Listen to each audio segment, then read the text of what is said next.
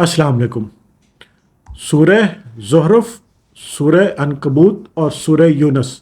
सूरह ज़ुहरुफ की आयत नंबर 87, सूरह अनकबूत की आयत 61 और सूरह यूनस की आयत नंबर 31।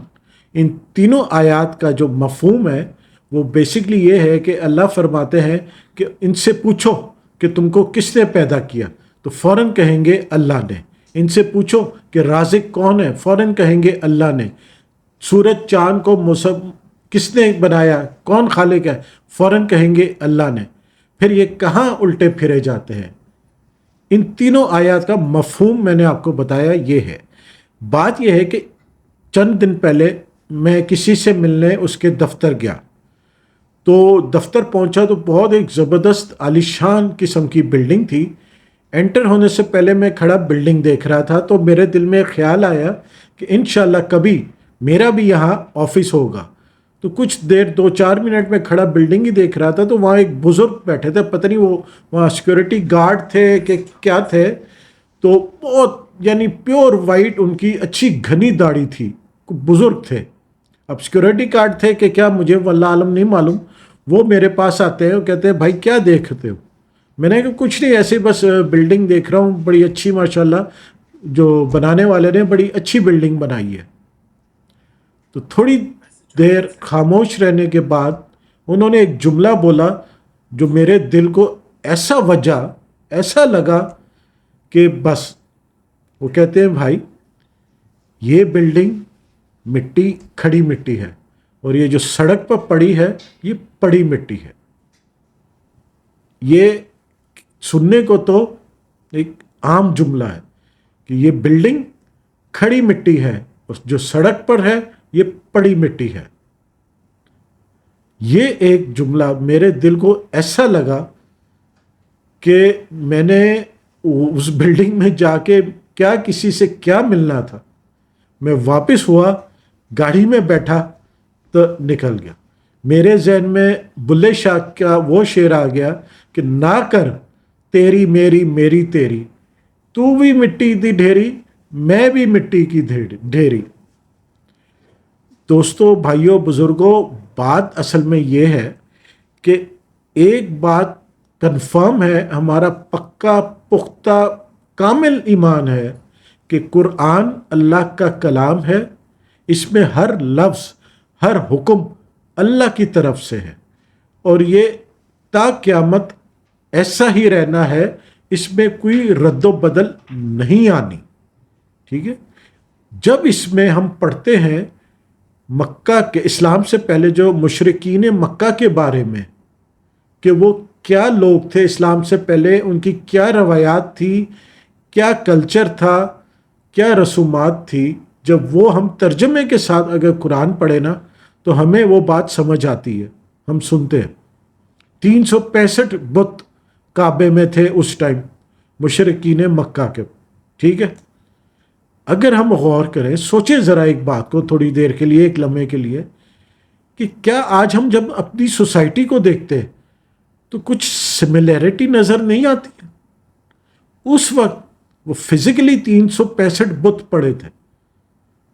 कोई उनके लिए, मुशरिकीन मक्का के लिए, कोई पैसे का बुत था, कोई औलाद के लिए था, कोई खुशहाली के लिए था, कोई किसी किस्म का बुत थे।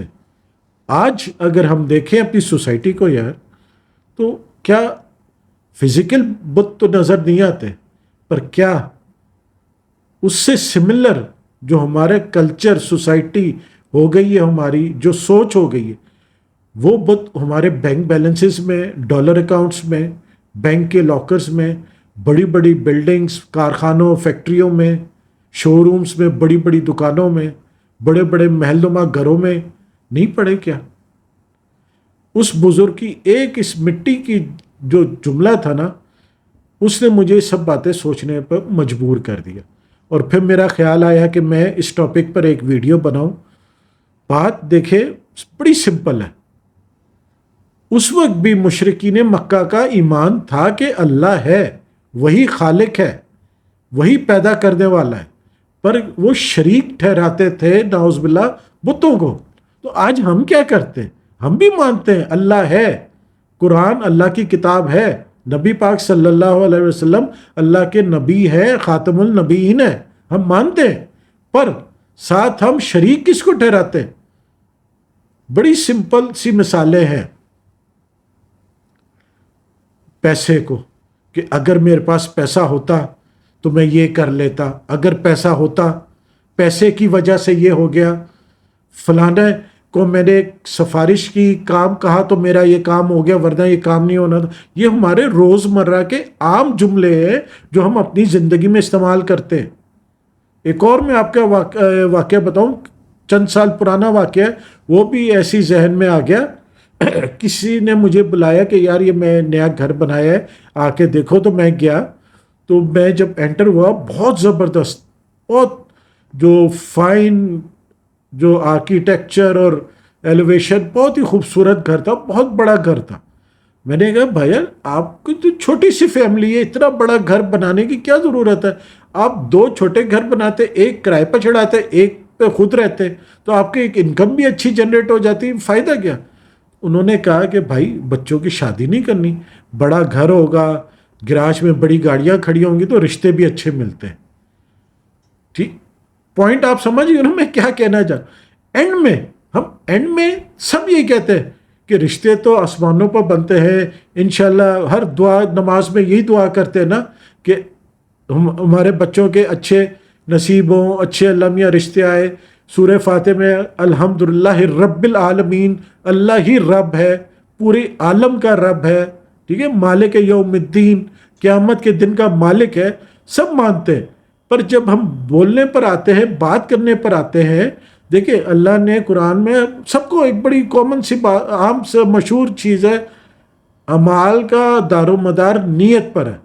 آپ کی نیت میں فطور ہے نا، تو بہت پاک کام، جس طرح صدقہ خیرات ہے، کتنا نیک کام ہے، کتنی بھلائی کا کام ہے، ایک صدقہ کتنی بلائیں ٹالتا ہے۔ پر آپ کے دل میں کھوٹ ہو، ریاکاری ہو، شو بازی ہو، پبلسٹی ہو، تو وہ اس کا کیا فائدہ؟ وہ کیا آپ کو اس کا اجر ملے گا؟ ہرگز نہیں۔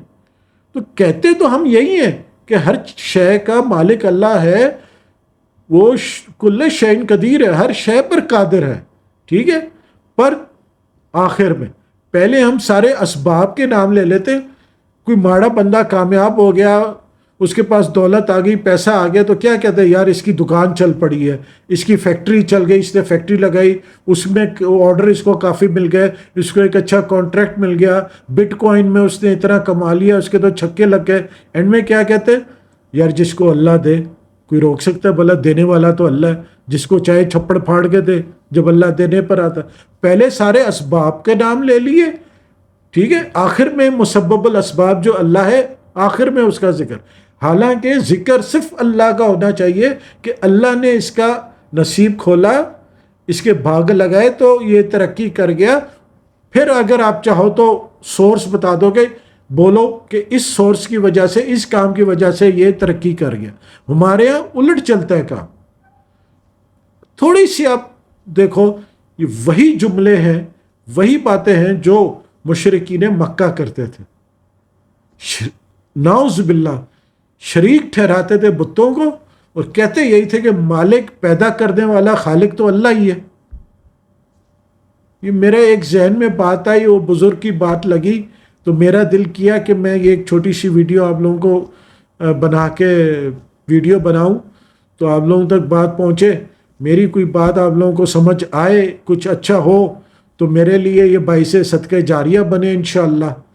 تو یہ چھوٹا سی ایک بات تھی، امید ہے آپ لوگوں کو بات سمجھ آئی ہوگی، اور کوشش کریں، میں بھی اس سوسائٹی کا حصہ ہوں، اسی سوسائٹی میں رہتا ہوں، تو میری بھی اب یہی کوشش ہوتی ہے کہ سوچ کے ذرا سمجھ کے بولیں کہ ہم کس کو کریڈٹ دے رہے ہیں اپنی سکسیس کا، اپنے اچھے کاموں کا، یا اپنی سچویشن کا۔ کوئی بھی ہمارے ساتھ جو بھی ہے، کس کو کریڈٹ دے رہے؟ Who deserves the credit؟ کس کو کریڈٹ جاتا ہے؟ صرف اور صرف واحد احد لا شریک اللہ کو۔ وہی ہر شے کا مالک ہے، ہر شے پر قادر ہے۔ امید ہے ویڈیو پسند آئی ہوگی، تو لائک شیئر ضرور کیجیے گا، اور چینل کو سبسکرائب کرنا نہ بھولیے گا۔ جزاک اللہ۔